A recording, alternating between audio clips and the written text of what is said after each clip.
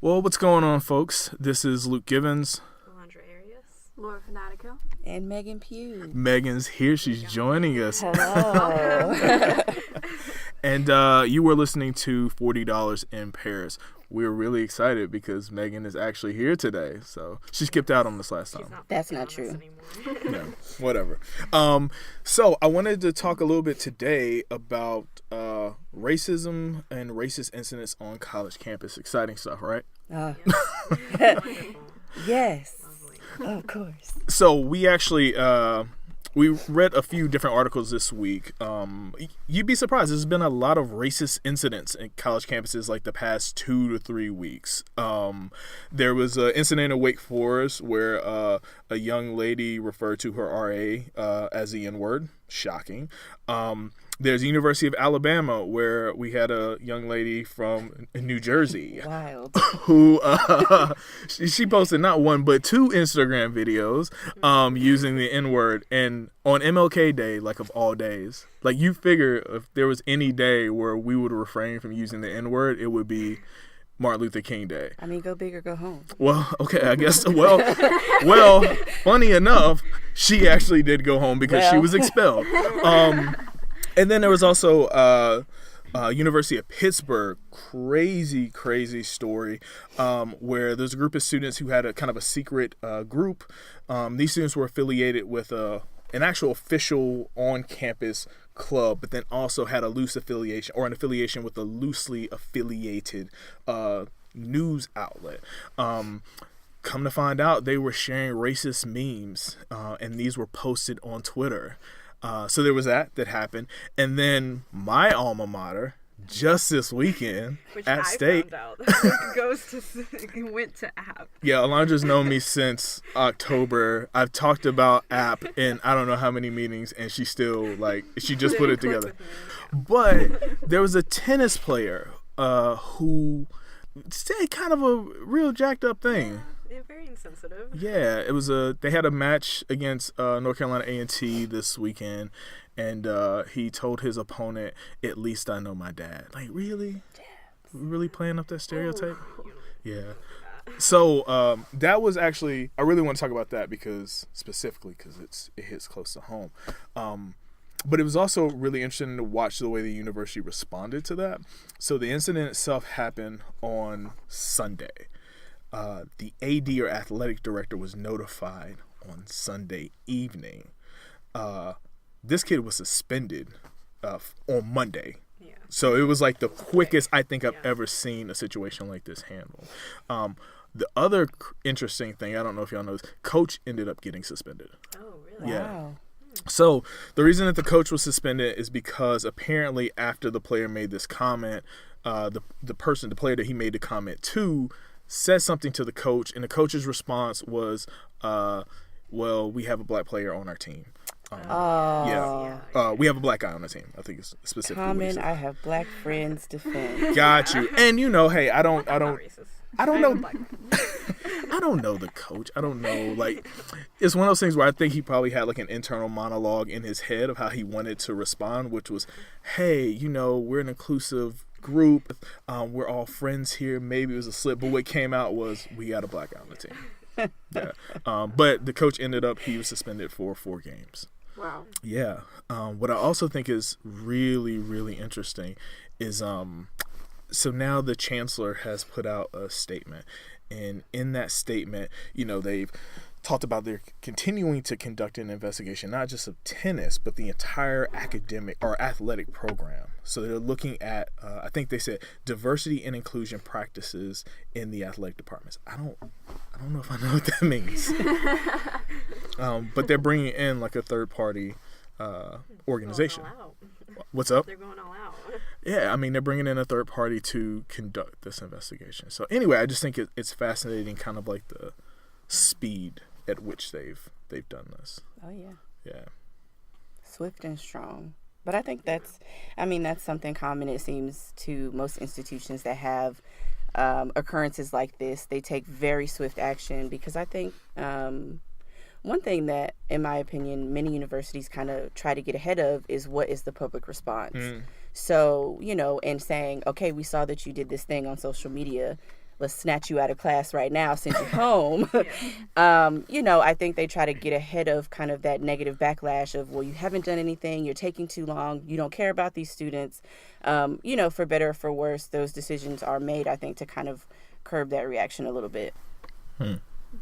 How do you guys feel about like the actual punishment, I guess, or like of him being expelled? Like what, how do you guys feel about that? Well, in this case, he hasn't been expelled yet. Okay. He's been suspended indefinitely, which is, it's kind of like the timeout. Like we're just gonna put you on hold. Like all of his classes? And stuff? No, so Or, he's still like, a just for- student. He just can't have any like tennis related activity. So he's suspended from the team. Yeah. Interesting. It makes me wonder, and I don't know if that's the case in this situation, but, in situations that you have like this where there are athletes that are at fault or, who kind of participate in these things and get reprimanded for that suspension, does that impact their financial aid and things like that? And so, these are the types of things, the types of questions that I would have in situations like that. What are the real ramifications of a suspension from the athletic program, but not so much from academic coursework? And so, and not this specific case, but I think we read a couple articles where in some of the other ones, did they also get suspended or like expelled? So in some of these cases, folks are actually being expelled. And so that, I think, is kind of a really good question. Like, does an institution have a right to expel a student for something like this? Yeah, I was thinking about this and I was just like, well, I don't know if like expelling someone is necessarily like the best course of action. I feel like it's really kind of like pushing the problem away and not really handling it. So I feel like expelling these students is just like putting a band-aid over it. It's not really getting to the core of it, because you go to college for that culture shock, I guess, and you get exposed to a bunch of different lifestyles and worldviews, and I don't know if like that's the best plan of action for some of these cases. So to what degree does a college or university like have a right to try to get you to think differently? Who's to say that you can't believe whatever you feel like believing, as reprehensible as we may feel like that is? Right. Well, one of the issues was someone said that the girl who made that racist comment, that when she was punished, they were infringing on her right to free speech. That gets into the free speech problem. Yeah. Well, that's a huge thing right now. I think one of the ways, or at least, wishful thinking, I think one of the ways to kind of, again, curb that behavior is less being reactionary and having systems in place, having structures in place on campus where, we have kind of a code of conduct that outlines this, these kind of repercussions similar to UNF in their office of, what's it called? University of North Florida. Yes. University of North Florida. I'm so used to calling it UNF now. They have two separate offices that look at instances like this to compare, is this a discrimination violation? Is this harassment? Or is this a violation specifically of the code of conduct? So having these systems in place that say very clearly, we can outline that, your behavior did or didn't violate these things. And I think that's, in my opinion, that's a better way to approach the situations. But so just real quick, if you could, just like a brief synopsis of what actually happened at University of North Florida. Sure. So essentially, there was a Black Lives Matter rally and a Students for Democratic Society rally going on.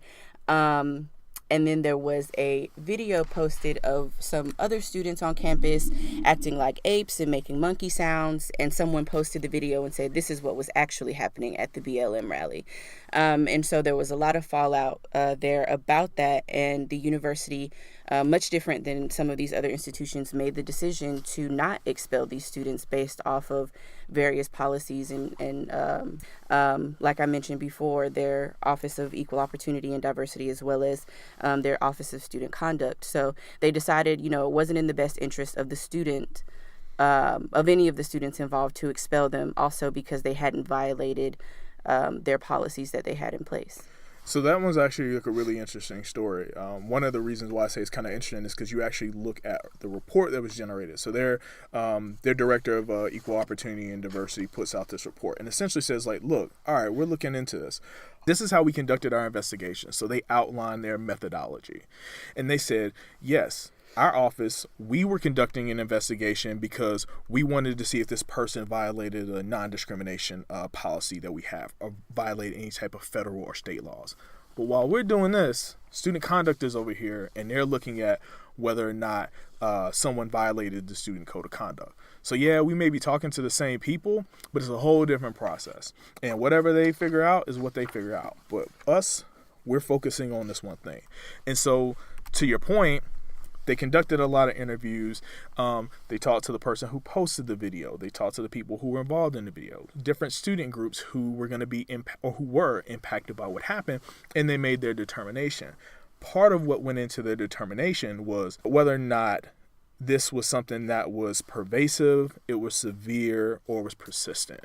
And so they're saying, okay, yes, if it fit those three criteria, or one or three of those criteria, yeah, maybe we might have a grounds to pursue this. But after looking at this and looking at its impact, we just didn't see that it met that criteria. These are our recommendations. We do, not that we want to minimize what happened, but we want to do what's in the best interest of the greater community, and it may not be what's in the best interest of the greater community to expel these folks. I think another factor that they played in was the fact that the student was under emotional stress, whatever that means.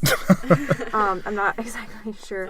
They mentioned it. I think they said that he was contacted by university police concerned about threats, shut off his social media accounts, was worried about losing his scholarship and suffering other consequences. That was the emotional stress. So that's an interesting thing that you hit on as well, because not that these people like are victims, but there is like another way of thinking about this, is that this person, in a moment of silliness in the case of UNF, drunkenness in the case of, Alabama or Wake Forest, they do something that is incredibly stupid, and now they're Googleable, right? You can Google this person's name, and this is what's going to come up, right? So now there are ramifications, not just of you losing your scholarship, potentially being expelled, actual knows about you. Follow you for your entire life. Yeah. Exactly. So now you have to apply for a job with this thing in the back of your head that, somebody might Google me, and what's going to come up when they do? I think that's so wild. The other day, Luke and I were having a conversation about the situation at Penn, I believe, and one of the individuals involved actually, someone posted a screenshot of text messages with her, and essentially she was like, when this comes out, my future is destroyed, my career is destroyed, And so I chose to Google myself. Was not as exciting as I'm sure her Google was. But these are the things that before this really, really strong age of social media, we didn't really have to think about. Well, what's interesting, so her exact quote when she sent that text was, I'm not concerned with what happens now so much as I am for when stuff comes out, when I want to run for a federal judge position. Mm-hmm. This could very well end something I've wanted since I was little. Let's unpack that. So you have this person who is doing this, who ultimately wants to be a federal judge. Does that not concern people that this is a person who is going to be making decisions, not just about individual people's lives, but federal judges affect policy, right? And this potentially could be the person who is doing that. Social media and the internet has the ability to make your mistakes permanent, it seems like. It does. And the other thing that it does is it takes us to a new place, right? Before, you can make a racist comment or a sexist comment, do something that was incredibly homophobic, and then it was like, well, it's my word against yours. Now, we live in an age where people are constantly taking video. So now there's this concrete evidence. So what I would charge is, it's not necessarily that these things are happening more. It's just that we can record it now. Mm-hmm. And I think that's one of the interesting things I find about social media. And, we've all had this conversation before, is everyone who has access to the internet essentially has access to a platform where they can say whatever they want, whatever they're feeling, which is awesome. But also there's a really heavy responsibility that comes with using that platform in the way so many of us use it. And so I think that's one of the greatest lessons I've learned, transitioning now into like actual adulthood, is being very, very cognizant of how I represent myself, not just in my day-to-day interactions, but on my social media, which I don't use very often. Don't look me up. I don't have any. But, just being mindful of those things, because we are at a whole new level of trolling. Yeah. And the best trolls are your supervisors. So, keep that in mind as you move forward.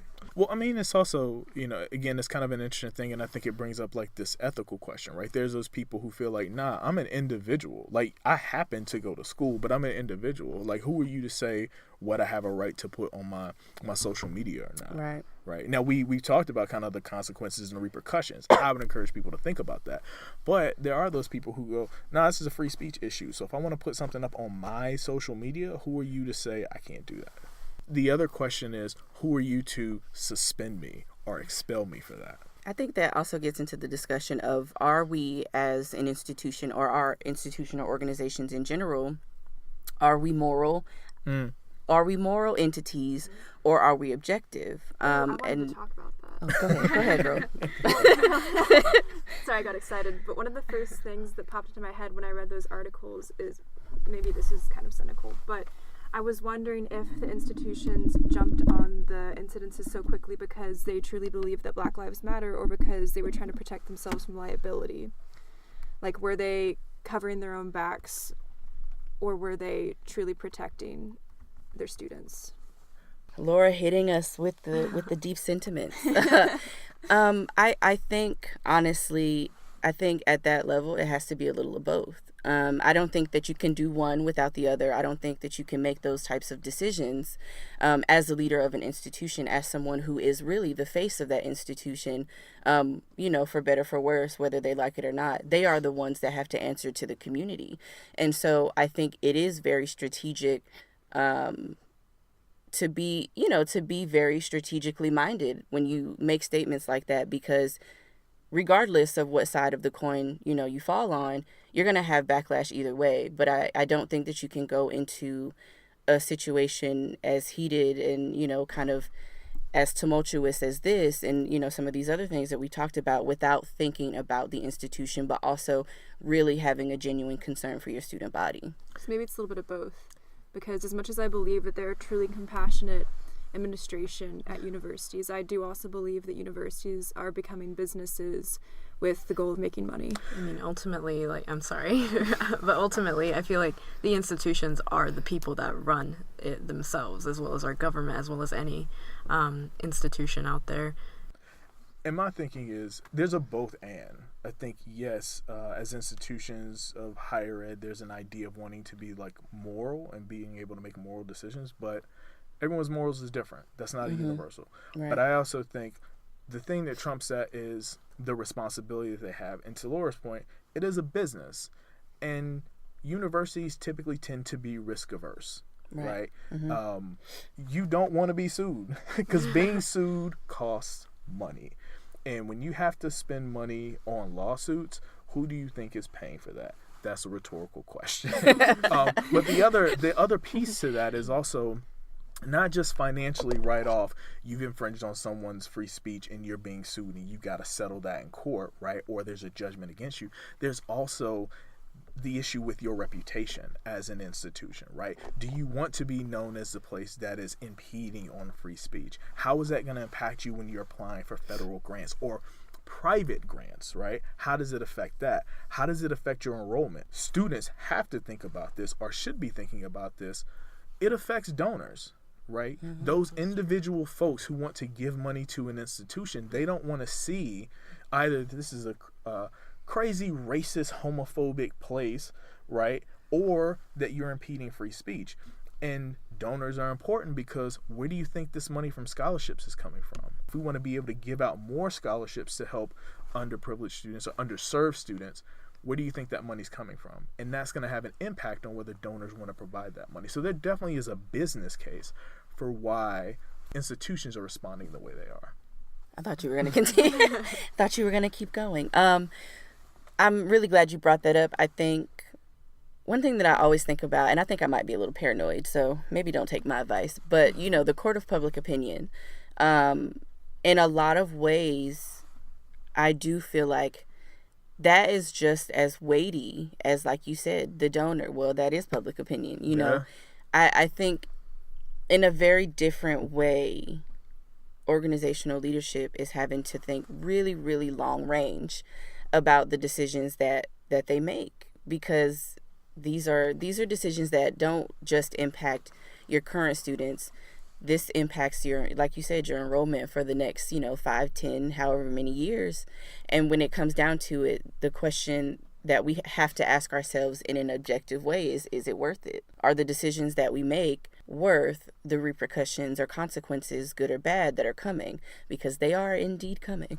Well, you actually hit on a really good point, and it's something I kind of want to throw out to y'all. I've worked at a few different institutions, and I've seen this disconnect between students and faculty, staff, administration thinking very differently. Faculty, staff, administration is very much thinking long term. In my experience, students typically think for the here and now. Speak for every student in higher ed right now. No but pressure. Yeah. but in all seriousness, like how do you balance it? Like when you're thinking about how a university should respond to something, are you thinking about like what is going to make me feel good right now? Or are you thinking about the fact that there's a high school sophomore who may be impacted by the things that I'm doing right now? Yeah, no, I definitely think about the here and now. Yeah. Whenever things happen on campus, I want to see it fixed immediately, and I don't. Parking I guess issue. Sorry, man. Just throwing that in there, but yeah, that is how I approach it, and I didn't even think about that until now. And I wonder if part of it has to be the fact that, I mean, I don't think I'm an inherently selfish person, but I am living for myself right now, and so I am graduating this May, and so regardless of what happens at this university after May, it won't affect me. So I think that's part of it. Yeah, I too I definitely think in like here and now, and like what is happening to me, and like what I want to see, and like, oh, I'm gonna be gone in 4 years. Whatever happens after that, good luck, guys. Thanks. I have a friend who is in SGA, which for our university is the Student Government Association, and they make decisions, I guess, on behalf of like the rest of the student body.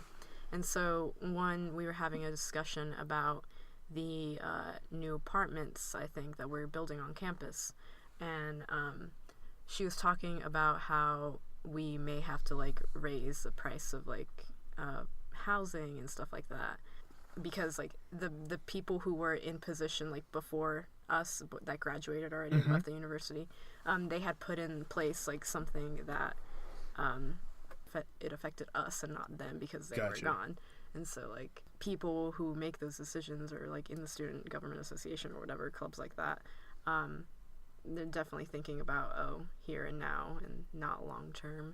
Well, I think it also translates into these types of issues when they pop up. Like I think not just in SGA or student government, but I think small groups of students, student clubs and organizations, there's a response that people have to, racist or homophobic or sexist issues when they come up on campus.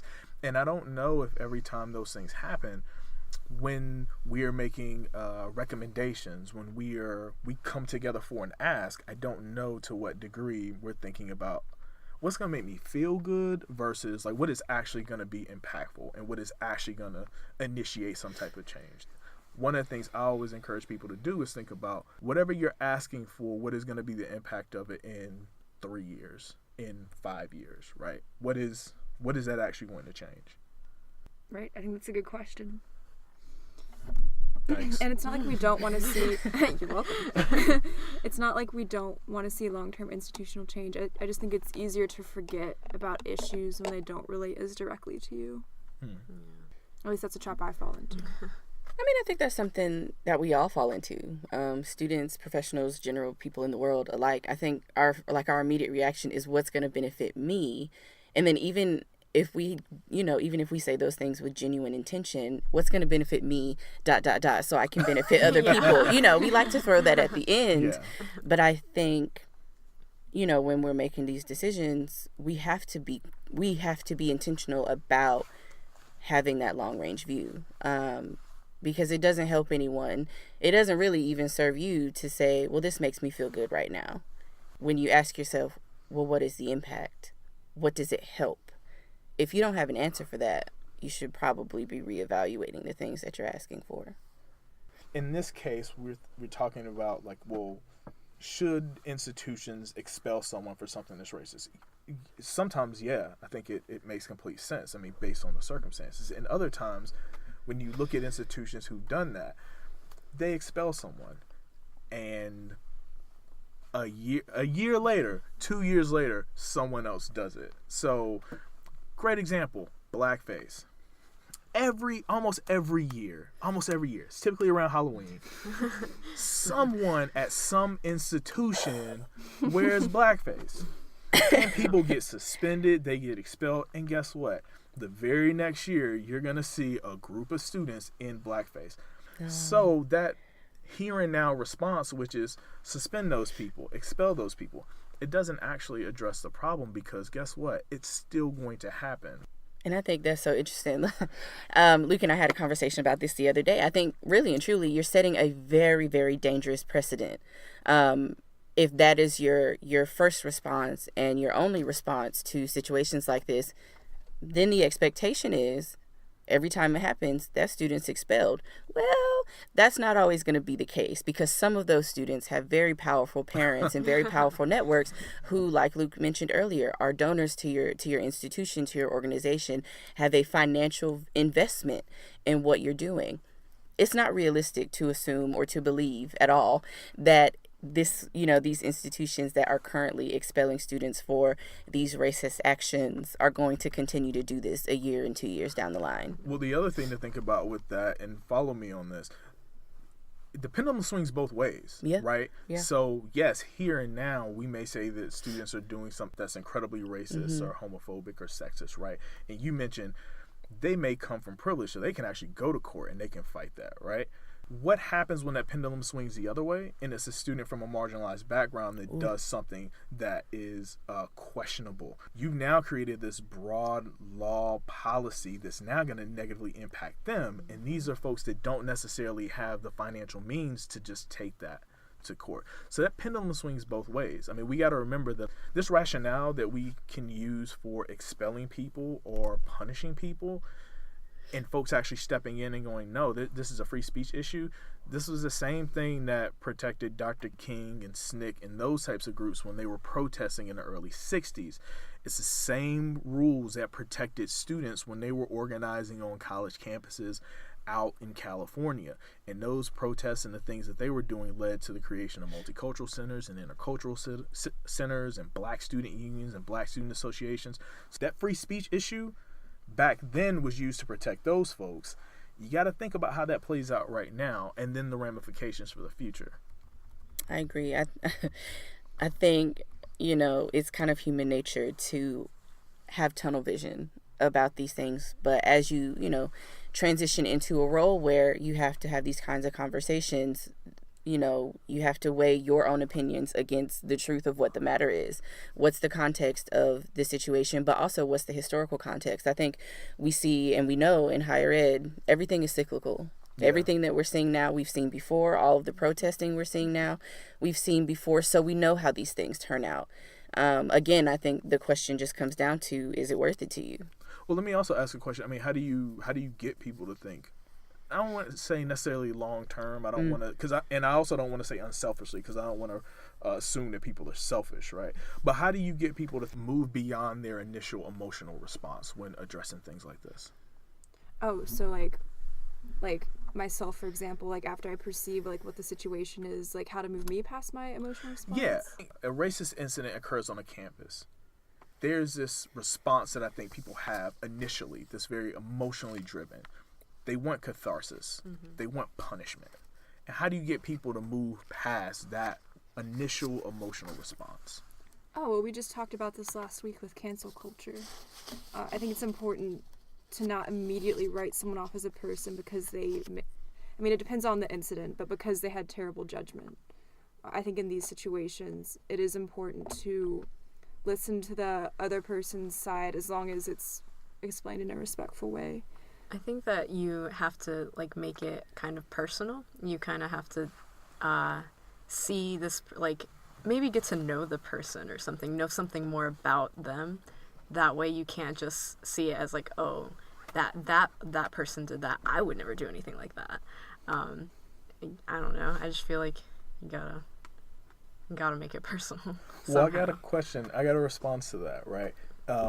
What if it's not about the person though, right? I'm thinking about how we respond to the institution, right? So when that incident happens, people immediately like meerkats kind of pop up, and then they look, and then they look to the institution and go, "So what are you gonna do?" So part of my question is, how do you get people when they raise their head up and they start looking to the institution? How do you get them to think a little bit deeper than the first, again, response, which is shut that down, expel that person, like we want blood? Right. Well, I'd say the opposite and say that you have to lay out some objective points for them. Something like lay it out in the case of this. You say these are the facts. This is what happened. This is our code of conduct at our university. And I think the key is I think the way they handled this was good in the way that they were very swift about it, because if you just like even wait for like a second too long, people's emotions are just going to get higher. So I think that's the most important first step, is to address it immediately. Like immediately release a statement, which I've noticed UNCA does. They'll send out emails and they will be like, we are aware of this incident and we're already approaching it.